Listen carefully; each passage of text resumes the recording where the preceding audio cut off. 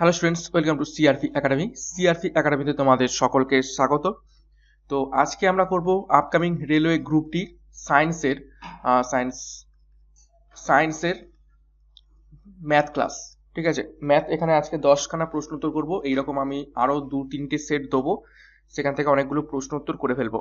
তো কি কি প্রশ্ন উত্তর রয়েছে আজকে 10টা ম্যাথ সায়েন্সের উপর থেকে, সেগুলো দেখে নিই। তো প্রথম প্রশ্ন রয়েছে, কামানের ঝলক দেখার 6 সেকেন্ড পর তোপ ধ্বনি শোনা গেল। শব্দের বেগ 340 মিটার পার সেকেন্ড হলে কামান থেকে শ্রোতার দূরত্ব কত? অর্থাৎ কত, একটা কামান রয়েছে এবং সেখানে একটা শ্রোতা রয়েছে, অর্থাৎ কামান এখান থেকে ফায়ার করতে যে ঝলকটা দেখা গেছে, সেই ঝলক দেখার 6 সেকেন্ড পর কিন্তু তোপের ধ্বনিটা এই উৎস শুনতে পাচ্ছে। এবং এর মাঝখানের কি বলেছে, শব্দের বেগ হচ্ছে 340 মিটার পার সেকেন্ড হলে তাহলে কামান থেকে শ্রোতার দূরত্ব কত? এটা নর্মালি ম্যাথামেটিক্সের প্রশ্ন, ঠিক আছে, কিন্তু এইরকম প্রশ্ন কিন্তু ফিজিক্সের উপর থেকেও চলে আসে। তো এটা কিভাবে করব? খুবই ইজি। আমরা একটা সূত্র জানি, S equal to VT. S equal to VT, যেখানে এস হচ্ছে কি দূরত্ব, ঠিক আছে, ভি হচ্ছে এই যে শব্দের বেগ, ঠিক আছে, শব্দের বেগ, আর টি টি হচ্ছে সময়। তো এই সূত্রে ফেলে দিলে হয়ে যাবে। আমাদের এসটাই দরকার, অর্থাৎ দূরত্ব দরকার। তো ভি এখানে কত রয়েছে? ভি রয়েছে 340 metre per second into T. টি হচ্ছে কত? 6 সেকেন্ড, ঠিক আছে, 6 সেকেন্ড। তো এবার এটাকে কাটাকাটি করলেই চলে আসবে। দেখো, সেকেন্ড সেকেন্ড কেটে গেল এবং 6 আর 34 গুণ করলে কত হবে? 204 আর একটা শূন্য, আর সাথে মিটার। তো দূরত্ব কত হবে? দূরত্ব হবে দেখো 2040 মিটার। তো সঠিক উত্তর হবে অপশন বি, 2040 মিটার হবে কিন্তু সঠিক উত্তর। তো এই সূত্রটা ফেলে দিলেই হয়ে যাবে। তো এটা আমি কোর্সে দেখালাম, তোমাদের আরো ভালোভাবে বোঝার জন্য এখানে কিন্তু নিচে পরের পেজে সুন্দরভাবে ক্যালকুলেশনটা করে দেওয়া রয়েছে। নেক্সট 2 নম্বর, দেখো নিচের কোন বাল্বের রোধ সব থেকে বেশি? ঠিক আছে, নিচের কোন বাল্বের রোধ সব থেকে বেশি? তো দেখো, বাল্বের রোধ চেয়েছে, অর্থাৎ আর। আমরা একটা সূত্র জানি, I equal to V by R, ঠিক আছে, এই সূত্রটা কিন্তু জানি। তো এখান থেকে আমরা কি লিখতে পারি? এখান থেকে আমরা লিখতে পারি যে এই আরটা এইদিকে চলে আসবে এবং আইটা নিচে চলে আসবে, অর্থাৎ R equal to V by I, ঠিক আছে, R equal to V by I. তো এই সূত্র থেকে আমরা বের করব এই অঙ্কের উত্তরটা। তো এখানে কি চেয়েছে? রোধ। এখানে বলে দিই, আর ইকুয়াল টু রোধ, ঠিক আছে, ভি ইকুয়াল টু ভোল্টেজ। এই যে এখানে 220 220 110 110 এই ভোল্টেজ দেওয়া রয়েছে, এটা হচ্ছে ভোল্টেজ, ঠিক আছে। তো এখানে আমি ভোল্ট লিখে রাখলাম। আর ডাব্লু, এখানে এই যে ডাব্লু দেওয়া রয়েছে, এই ডাব্লুটা হচ্ছে পাওয়ার। আর এখানে আই, আই হচ্ছে তোমাদের কারেন্ট বা হচ্ছে তড়িৎ প্রবাহ মাত্রা, ঠিক আছে, কারেন্ট বা তড়িৎ প্রবাহ মাত্রা হচ্ছে এখানে আই। তো এখান থেকে কিভাবে অঙ্কটা করব? তো আমি আগে বলে দিই, উত্তর কিন্তু হবে অপশন বি, ঠিক আছে, উত্তর হবে কিন্তু অপশন বি। সবগুলো কিন্তু টেস্ট করে তারপর অপশন বিটা আসবে। তো এখানে অনেকগুলো, 4টে অপশন টেস্ট করতে কিন্তু অনেকগুলো সময় চলে যাবে। তো আমি আগে উত্তরটা বলে দিলাম এবং এই টেস্টটা করেই আমি বলে দিচ্ছি কিভাবে উত্তরটা আসবে।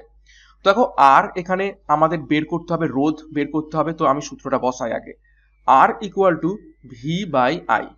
তো আর রোধ বের করতে হবে, ভি এখানে কত রয়েছে, যেহেতু আমি উত্তর বলে দিয়েছি অলরেডি, তো এটাকেই বের করব। দেখো 220 এবং নিচে কত বসাবো? আই। দেখো আয়ের মান কিন্তু, মানে আয়ের যে ইউনিট, সেটা হয়ে থাকে কি ওহমে, কিন্তু এখানে কিসে দেওয়া রয়েছে? ওয়াটে। তার মানে ওয়াটটাকে আমাদের ওহমে নিয়ে যেতে হবে, বা এমন কিছু একটা রিলেশনশিপ আমাদের দরকার যেটা হচ্ছে কারেন্টের সাথে তোমাদের এই পাওয়ার বা শক্তির কিছু হচ্ছে রিলেশনশিপ রয়েছে। তো এখানে আয়ের সাথে এই ওয়াটের একটা সূত্র রয়েছে, সেটা কি? I equal to W by V, ঠিক আছে, I equal to W by V, এই একটা সূত্র রয়েছে। তো সেটাকেই আমরা এখানে বসাবো। তো আর ইকুয়াল টু 220 এবং এই আয়ের জায়গায় আমরা ডাব্লু বাই ভি বসাবো, ডাব্লু বাই ভি। তো আবার আর ইকুয়াল টু 220, ডাব্লু কত এখানে? 50 ওয়াট, আর তোমাদের ভি কত? 220। তো এখান থেকে আমরা আবার বলতে পারি কি যে আর ইকুয়াল টু 220 ইন্টু এই 220টা উপরে চলে যাবে 220/50। তো এটাকে কাটাকাটি করে বা সমস্ত কিছু ক্যালকুলেশন করে এটার যেটা উত্তর বেরোবে সেটা হচ্ছে 968। 968 কত বেরোবে? ওহম বেরোবে। ঠিক আছে, তো এটা হচ্ছে আর, সরি আমি এখানে এটা হচ্ছে ভুল বলেছিলাম, এটা হচ্ছে অ্যাম্পিয়ার হবে। ঠিক আছে, অ্যাম্পিয়ার, কারেন্টের ইউনিট অ্যাম্পিয়ার, আর আর অর্থাৎ রোধের ইউনিট হচ্ছে ওহম। ঠিক আছে, তো 968 বেরোবে। তো দেখো অপশন বি 968 বেরোবে। এইভাবে তোমরা যদি অপশন এ করো তাহলে বেরোবে 448, অপশন সি বেরোবে 242 এবং অপশন ডি বেরোবে মাত্র 121। তো এখান থেকে সব থেকে বেশি কোনটা? রোধ বেশি বলেছে, তো সঠিক উত্তর হয়ে যাবে এখান থেকে, যেহেতু এটা 968, তো সঠিক উত্তর হবে অপশন বি। ওকে, নেক্সট দেখো এটার উত্তরটা খুব সুন্দরভাবে এখান থেকে করে দেওয়া রয়েছে। নেক্সট দেখো 3 নম্বর প্রশ্ন একটা রয়েছে, সেটা কি দেখো, 5 কিলোগ্রাম ভরের একটি বস্তু 4 মিটার পার সেকেন্ড বেগে যেতে যেতে বাধা পেয়ে থেমে গেল, এর ফলে কি পরিমাণ তাপ উৎপন্ন হলো? ঠিক আছে, তো কি বলছে, 5 কিলোগ্রাম ভরের একটা বস্তু, ঠিক আছে, 4 মিটার পার সেকেন্ড বেগে যেতে যেতে বাধা পেয়ে থেমে গেল, তো এর ফলে কি পরিমাণ তাপ উৎপন্ন হয়েছে? ঠিক আছে, এবার তাপ উৎপন্ন হয়েছে মানে কি, কার্য হয়েছে। আমরা কি জানি? আমরা জানি কি দেখো, গতিশক্তি, গতিশক্তি ইকুয়াল টু কার্য। অর্থাৎ এই যে বাধা পেয়েছে মানে কার্য হয়েছে, মানে তো কি তাপ উৎপন্ন হয়েছে এবং সেই কারণেই তার গতিশক্তিটা হারিয়ে ফেলেছে। তো আমরা কিভাবে করব দেখো, এই কার্যটাই আমরা বের করব। ঠিক আছে, তো কার্য সমান গতিশক্তি, তো সেইভাবে আমরা গতিশক্তির সূত্র জানি হাফ এম ভি স্কোয়ার। এখানে এম হচ্ছে কি ভর আর ভি হচ্ছে বেগ। ঠিক আছে, ব্যাস, তো এখানে সূত্র ফেলে দিলে হয়ে যাবে হাফ, এখানে এম কত 5 কিলোগ্রাম আর ভি কত 4 মিটার, তার মানে কি 4 স্কোয়ার। তো হাফ ইন্টু 5 ইন্টু 4 ইন্টু 4। ঠিক আছে, এবং এর ইউনিট কি হবে? ইউনিট হবে জুল। তো কাটাকাটি করলে এখান থেকে 2 চলে গেল, 5 4 20, 20 দুগুণে 40, তো 40 জুল হবে সঠিক উত্তর। তো কত পরিমাণ তাপ উৎপন্ন হয়েছে? সঠিক উত্তর হবে অপশন এ 40 জুল। ওকে, তো আশা করি বোঝা গেছে। এখানে নিচে সুন্দরভাবে আমি আবার করে দিয়েছি। নেক্সট দেখো 4 নম্বর প্রশ্ন, দেখো 42 কেজি ভরের একটি বল 1000 সেমি উচ্চতা থেকে ফেলা হলো, বলটি মাটি স্পর্শ করলে কত তাপ উৎপন্ন হবে? ধরে নাও সমস্ত কার্য তাপে পরিণত হয়েছে। অর্থাৎ কি বলছে, 42 কেজি ভরের একটা বল 1000 সেমি উচ্চতা থেকে ফেলা হচ্ছে, তাহলে বলটি মাটি স্পর্শ করলে কত তাপ উৎপন্ন হবে? ঠিক আগের অঙ্কটার মতোই, আগেরটা ছিল গতিশক্তি, আর এখানে কি বলেছে যে উচ্চতা থেকে ফেলা হচ্ছে এবং সমস্ত কার্য তাপে রূপান্তরিত হয়েছে। তো এখান থেকে কি করব দেখো, বলের ভর, ঠিক আছে, বলের ভর কত বলেছে, এম, এম সমান কত 42 কেজি। ঠিক আছে, আমাদের সব কিন্তু এই কেজি মানে এই ইউনিটে নিয়ে আসতে হবে, একই ইউনিটে নিয়ে আসতে হবে। এবং উচ্চতা কি বলেছে, উচ্চতা এইচ, উচ্চতা এইচ সমান কত 1000 সেমি। দেখো এটা সেমিতে রয়েছে আর এটা কেজিতে রয়েছে, ইউনিট মিলছে না, তার মানে আমরা সেমিটাকে কিসে নিয়ে যাব, মিটারে নিয়ে যাব। ঠিক আছে, তো দেখো 1000 সেমি মানে কত মিটার, 10 মিটার। ঠিক আছে, তো 1000 সেমি মানে হচ্ছে 10 মিটার। এবার দেখো 10 মিটার উচ্চতায়, 10 মিটার উচ্চতায় বলটির স্থিতিশক্তি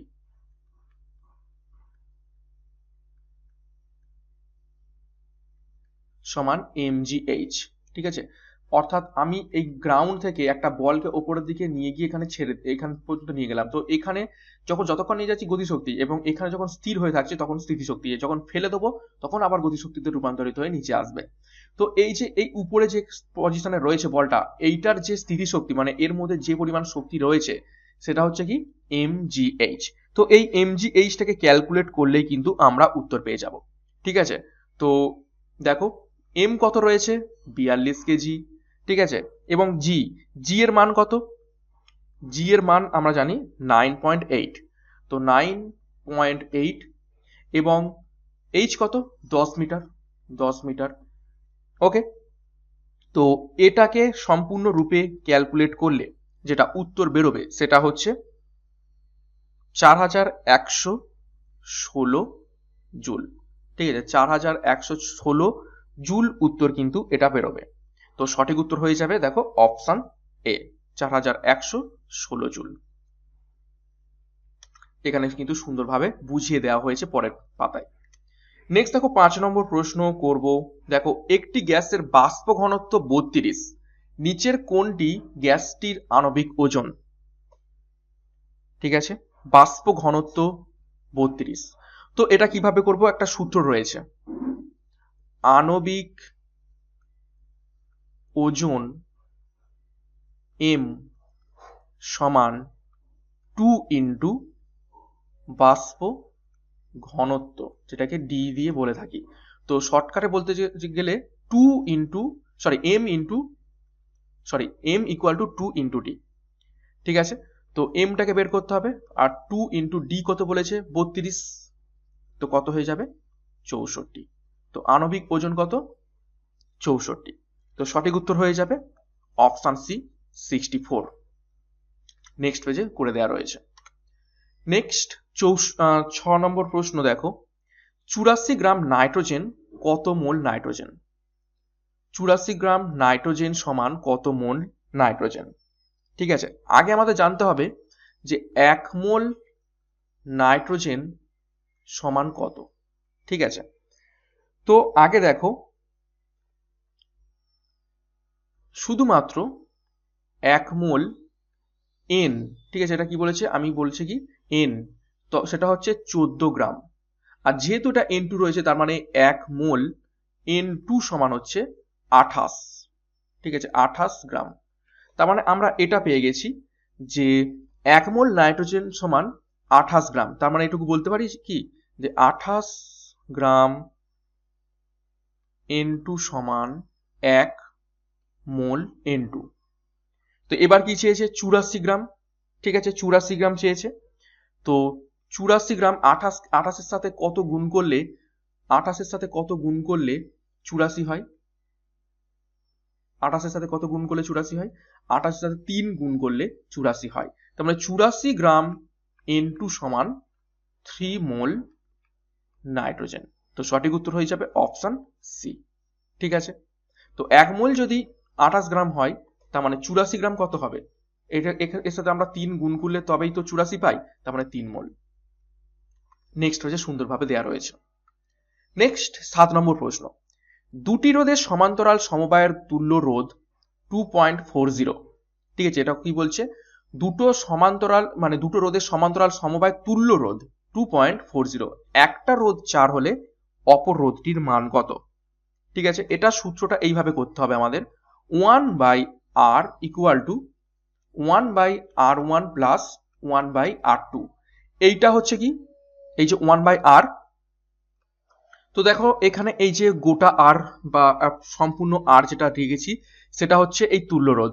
একটা আর হচ্ছে রোধের মান দেওয়া রয়েছে, তো আর একটা কত এইটা আমাদের বের করতে হবে। তো মানগুলো বসিয়ে দিই, 1/r, তো এখানে 2.40 বলে দিয়েছে। একটা আর এর মান বলে দিয়েছে 4, আর একটা আর এর মান কত R2, সেটা কত আমাদের বের করতে হবে। ঠিক আছে, তো কিভাবে করব, এইটাকে যদি আমরা এক ধারে রাখি, তো 1/2.40 মাইনাস আমি 1/4টাকে এদিকে নিয়ে আসলাম এবং 1/r2 এদিকে রইল।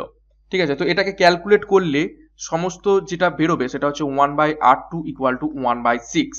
ঠিক আছে, ওই r2 হচ্ছে 1/r2 ইকুয়াল টু 1/6। তো r2 সমান কত হবে 6 হবে। তো এখানে রোধটা হয়ে যাবে কত, অপশন এ 6 ওহম। নেক্সট পেজে কিন্তু খুব সুন্দরভাবে করে দেওয়া রয়েছে। নেক্সট দেখো 8 নম্বর প্রশ্ন, কোন বস্তুর উপর 5 নিউটন বল প্রয়োগ করা হলে বস্তুটির বলের অভিমুখে 300 সেমি সরণ হলো, কৃতকার্যের মান কত? খুবই ইজি প্রশ্ন এটা। কৃতকার্যের মান কত? আমরা কৃতকার্য W সমান কি জানি, Fs। কৃতকার্য এখানে W সমান কি, কৃতকার্য। F সমান কত, F সমান হচ্ছে বল, আর S সমান মানে হচ্ছে সরণ। তো আমাদের কি বলেছে W চেয়েছে, তো W ইকুয়াল টু F কত, এফ হচ্ছে 5 নিউটন, ঠিক আছে, 5 নিউটন। আর এসটা এখানে হচ্ছে কি, দেখো এসটাকে আমরা নিউটন যেহেতু করে রেখেছি, তার মানে এসআই পদ্ধতিতে, তো আমরা এস সমান কত লিখেছি এখানে 300 সেমি, তার মানে আমরা মিটারে নিয়ে গেলে কি করতে হবে, তো মিটার হলে হয়ে যাবে 3 মিটার। তো এখানে আমরা 3 দিয়ে গুণ করব। ওকে, তো কি হয়ে যাবে, এটা 15 জুল। ওকে, নিউটন আর মিটার, নিউটন মিটার সমান হচ্ছে জুল। তো সঠিক উত্তর হয়ে যাবে অপশন সি 15 জুল। নেক্সট পেজে করে দেওয়া রয়েছে আরো সুন্দরভাবে। নেক্সট দেখো 9 নম্বর প্রশ্ন, কোন পরিবাহী দুই প্রান্তে 10 ভোল্ট বিভব পার্থক্য প্রয়োগ করলে 0.1 অ্যাম্পিয়ার তড়িৎ প্রবাহ হয়, পরিবাহীটির রোধ কত? ঠিক আছে, খুবই ইজি প্রশ্ন, এটা খুবই ইজি প্রশ্ন। ওকে, তো কি বলছে, পরিবাহী দুই প্রান্তের বিভব প্রভেদ, বিভব পার্থক্য, ঠিক আছে, বিভব পার্থক্য ভি, ভি সমান কত, এখানে কি বলেছে 10 ভোল্ট। ওকে, আর কি বলেছে, প্রবাহ মাত্রা আই, কারেন্ট যেটাকে বলে থাকি, সেটা হচ্ছে 0.1 অ্যাম্পিয়ার। তাহলে পরিবাহীর রোধ কত, আর সমান কত? তো আমরা প্রথমেই যে সূত্রটা দেখেছিলাম, কি দেখেছিলাম, I equal to V by R. তো এখানে আমাদের কি চেয়েছে, আরটা চেয়েছে, তো আই ইকুয়াল টু, ঠিক আছে, I equal to V by I করবো, ঠিক আছে। তো আর ইকুয়াল টু ভি কত বলেছে এখানে 10 ভোল্ট, আর আই কত 0.1। তো এটাকে ক্যালকুলেট করলে আর ইকুয়াল টু কত বেরোবে, আর ইকুয়াল টু বেরোবে 100 ওহম, ঠিক আছে। তো সঠিক উত্তর হবে 100 ওহম। তো নেক্সট পেজে এটা আরো সুন্দরভাবে করে দেওয়া রয়েছে তোমাদের বোঝার সুবিধার্থে, ঠিক আছে। নেক্সট আজ ক্লাসের শেষ প্রশ্ন নাম্বার 10 দেখে নাও কি বলছে। 220 ভোল্টের, ঠিক আছে, 220 ভোল্ট 100 ওয়াটের একটি বাতি রোজ 6 ঘন্টা করে জ্বালানো হলে 30 দিনে কত খরচ হবে যদি 1 বিওটির মূল্য 5 টাকা হয়ে থাকে? ঠিক আছে, তো বাড়িতে যে ইলেকট্রিক পোড়ানো হয় সেই ইলেকট্রিকের হিসাব কিন্তু আজকে আমরা করব, কিভাবে হয় সেটা আমরা দেখব। ওকে, তো কি বলছে, আমরা অ্যাকচুয়ালি কিসের হিসাব করব, এই যে 100 ওয়াট, ভোল্টেজ নয়, আমরা কিন্তু ওয়াট, কত ওয়াট একটা ইলেকট্রিকের বাতি পুড়ছে সেই ওয়াটের উপর থেকে কিন্তু আমরা হিসাবটা করব। এখানে কিন্তু যে ভোল্টেজের কোনো রকম এখানে গুরুত্ব নেই, এখানে কিন্তু ওয়াটের গুরুত্ব, অর্থাৎ শক্তি কতটা নিচ্ছে। ওয়াট মানে হচ্ছে পাওয়ার, মানে শক্তি কতটা নিচ্ছে। তো দেখো আগে হিসাব করব একদিনে, দেখো একদিনে ব্যয়িত তড়িৎ শক্তি, অর্থাৎ একদিনে কত তড়িৎ শক্তি খরচ হচ্ছে, ব্যয়িত তড়িৎ শক্তি সমান হচ্ছে, দেখো 100 ওয়াটের একটা ইলেকট্রিক বাল্ব ক ঘন্টা করে চলছে, 6 ঘন্টা করে চলছে, তার মানে একদিনে চলছে 600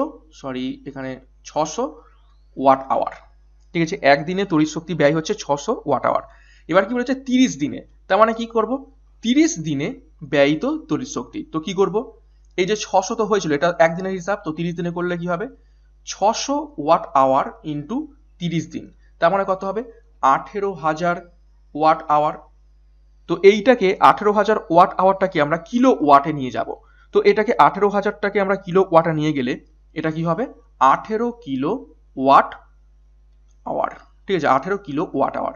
ব্যাস, এইটা হচ্ছে 30 দিনে মোট ব্যয়িত তড়িৎ শক্তি। এবং তোমরা সবসময় জেনে রাখবে, বাড়িতে যে ইলেকট্রিক আমরা পোড়াই এবং যে হিসাবটা নিয়ে হয়ে আসে সেটা হচ্ছে কিলো ওয়াটে হিসাবটা হয়, ঠিক আছে। তো এবার মোট খরচ কি হবে, মোট খরচ, তো 1 ওয়াটে কি পড়ছে, 1 বিওটি হচ্ছে 5 টাকা, ঠিক আছে, তার মানে 18 কিলো ওয়াট ইন্টু 5, তো সমান কত হবে 90, সরি 90 টাকা। ওকে, তো সঠিক উত্তর হবে অপশন বি। তো 90 টাকা খরচ হবে এক মাসে যদি 100 ওয়াটের একটা ইলেকট্রিক বাল্ব 6 ঘন্টা করে প্রতিদিন জ্বলে। ওকে, তো আশা করি বুঝতে পেরেছো, এটারও কিন্তু হিসাব এবং খুব সুন্দরভাবে এখানে অঙ্কটা করে দেওয়া রয়েছে। আমি তোমাদের নিজেও করে বুঝিয়ে দিয়েছি এবং সাথে তোমাদের বোঝার সুবিধার্থে পরিষ্কারভাবে পরের পেজেও কিন্তু সুন্দরভাবে করানো রয়েছে। তো এই ছিল আজকের প্রথম যে সায়েন্সের ম্যাথ ক্লাস, তোমাদের অনেকের রিকোয়েস্ট ছিল, সেখান থেকে আমরা 10খানা প্রশ্ন উত্তর করলাম। আরো একটা তোমাদের ক্লাস দেবো, সেখানে আরো 10টা প্রশ্ন থাকবে। তো এখানেই শেষ করলাম, আশা করি ভালো লেগেছে। Thank you. এই ধরনের প্রশ্নই কিন্তু পরীক্ষায় আসবে। Okay, by.